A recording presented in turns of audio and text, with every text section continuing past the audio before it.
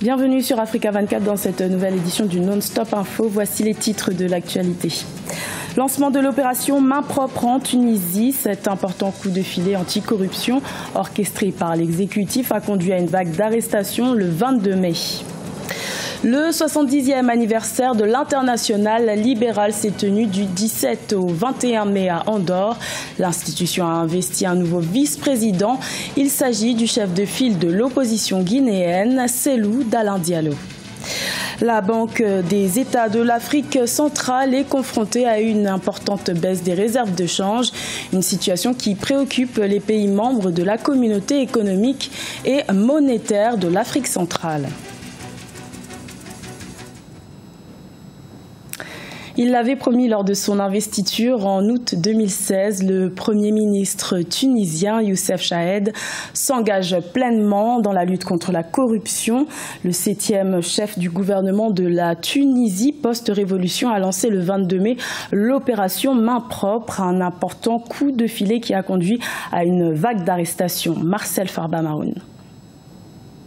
Les corrompus doivent être emprisonnés. Vous verrez bientôt les têtes tomber. C'est en ces termes que le Premier ministre tunisien Youssef Chahed avait promis de lutter contre la corruption et la contrebande à l'occasion de la présentation des urgences de son programme gouvernemental. Ce lundi 22 mai 2017, soit 9 mois après son arrivée à la primature du pays, 4 personnes que sont Shafik Djeraya, Nedjib Ben Ismaël, Rida Ayari et Yassine Chenoufi ont été arrêtés. Dans la guerre contre la corruption, il n'y a pas de nombreux choix. C'est soit la corruption, soit l'État, soit la corruption, soit la Tunisie. Et moi, comme tous les Tunisiens, j'ai choisi l'État, j'ai choisi la Tunisie. Suspecté de manipuler et de financer certains partis politiques depuis la chute du régime de Ben Ali, le grand homme d'affaires Shafik Djeraya s'était surtout fait remarquer par ses liens amicaux avec le Libyen Abdelhakim Belhadj, un ancien d'Al-Qaïda, chef des milices islamistes de Fajr Libya. Nedjib Ben Ismaël, bien connu des circuits informels, a été lui aussi mis aux arrêts, ainsi que le colonel de la douane Rida Ayari et Yassine Chenoufi, ancien douanier qui s'était présenté à la présidentielle de 2014. Je voudrais rassurer tous les Tunisiens et leur dire que le gouvernement prend ses responsabilités et conduirait une guerre jusqu'au bout contre la corruption. J'appelle tous les Tunisiens à être unis dans ce combat et à être debout pour la Tunisie. Ces arrestations se déroulent dans un contexte social assez délicat, notamment au sud de la Tunisie, non loin de la frontière libyenne. D'ailleurs, ces opérations ont été effectuées dans le plus grand secret avec l'appui d'un groupe composé de représentants de toutes les forces de l'ordre qui dépend du Conseil de sécurité nationale. Le chef de file de l'opposition guinéenne, Cellou Dalein Diallo, a été élu le 20 mai vice-président de l'Internationale libérale. C'était en marge du 70e anniversaire de l'institution à Andorre. Le président de l'UFDG verrait en cette élection une opportunité de valoriser la Guinée sur la scène internationale. Maria Madramé. De vice-président honoraire, il est passé à second vice-président de l'Organisation internationale libérale.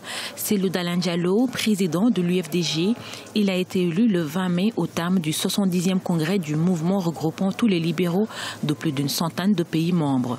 Une fierté pour le leader de l'opposition guinéenne. Moi-même, personnellement, naturellement, c'est un succès personnel parce que j'ai été coopté d'abord à mon absence. Ils m'ont après notifié l'intention pour les sages de l'organisation de me faire désigner comme vice-président de cette organisation. Donc pour moi c'est important et je vais aussi profiter de cette tribune naturellement pour parler de la Guinée. Au-delà de la fierté, cette élection qui s'est tenue à Andorre et pour le chef de file de l'opposition guinéenne, une tribune de plus pour sa lutte politique en Guinée.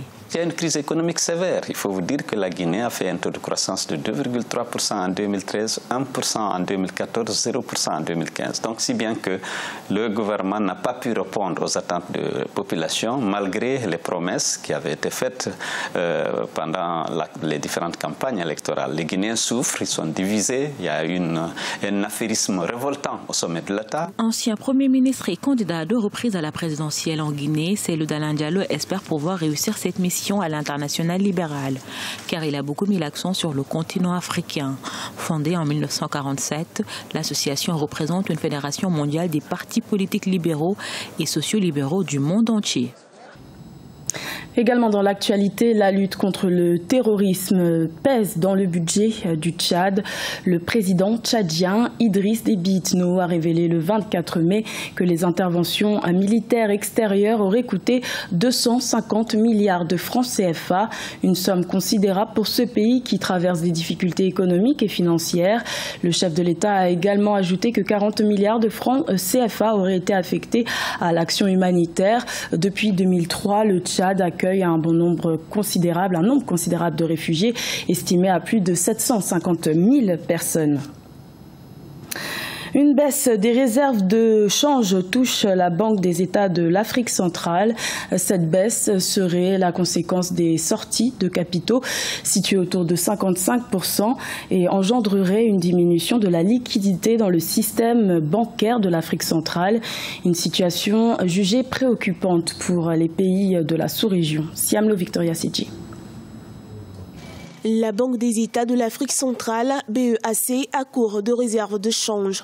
Depuis quelques mois, les autorités de cette institution bancaire sous-régionale observent une forte baisse des réserves de change de la communauté économique et monétaire de l'Afrique centrale, CEMAC. Les sorties de capitaux de la zone se situeraient actuellement autour de 55%, traduisant ainsi une diminution de la liquidité dans le système bancaire de ces 6 pays membres. Nous avons des économies très ouvertes au sein de la CEMAC. Si vous injectez 100 millions de francs CFA, 80 millions sortent du système. Cela est dû au fait que nous ne produisons pas beaucoup, notre économie est peu diversifiée. On importe quasiment tous les produits. Or, si vous importez beaucoup dans un régime de taux de change fixe, cela peut éventuellement affecter la stabilité de votre monnaie à l'étranger.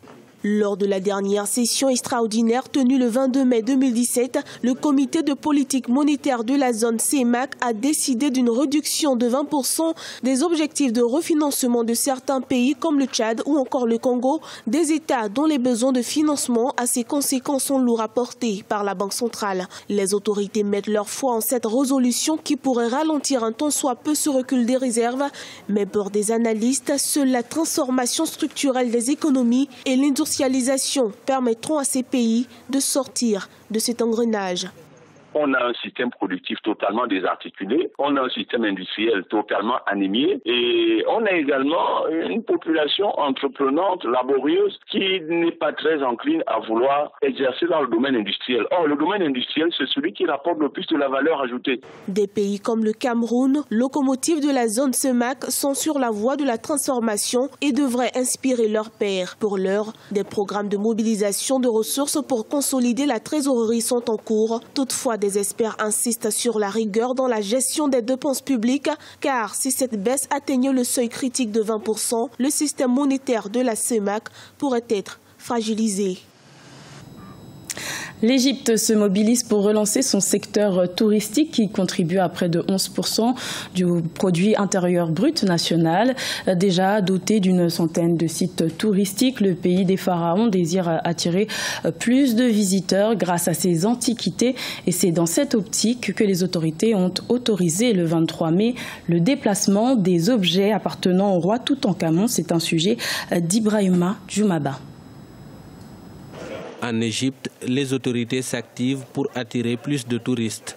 Le ministère des Antiquités a fait déplacer mardi 23 mai 2017 un chariot et un lit funéraire appartenant au roi Toutankhamon, 11e pharaon de la 18e dynastie, vers le nouveau musée du Caire. L'opération s'est déroulée en toute sécurité en présence du ministre égyptien des Antiquités.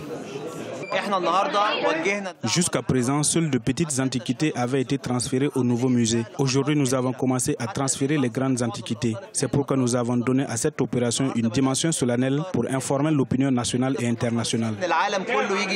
L'opération de déplacement de ces antiquités a été faite très minutieusement. Les experts égyptiens en restauration ont été assistés par leurs homologues japonais. Ces artefacts précieux du pharaon ont été transportés dans des boîtes en bois scellé avec une technique adaptée pour éviter de les briser.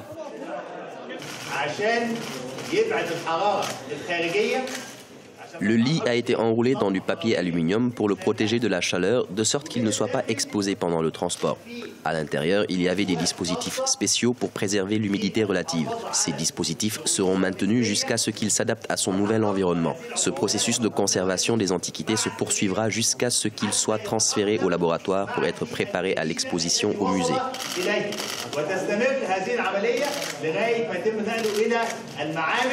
Le Grand Musée du Caire sera le plus grand musée archéologique au monde à partir de 2018. Il sera garni de plusieurs antiquités de valeur, notamment des artefacts des rois Toutankhamon et Tout.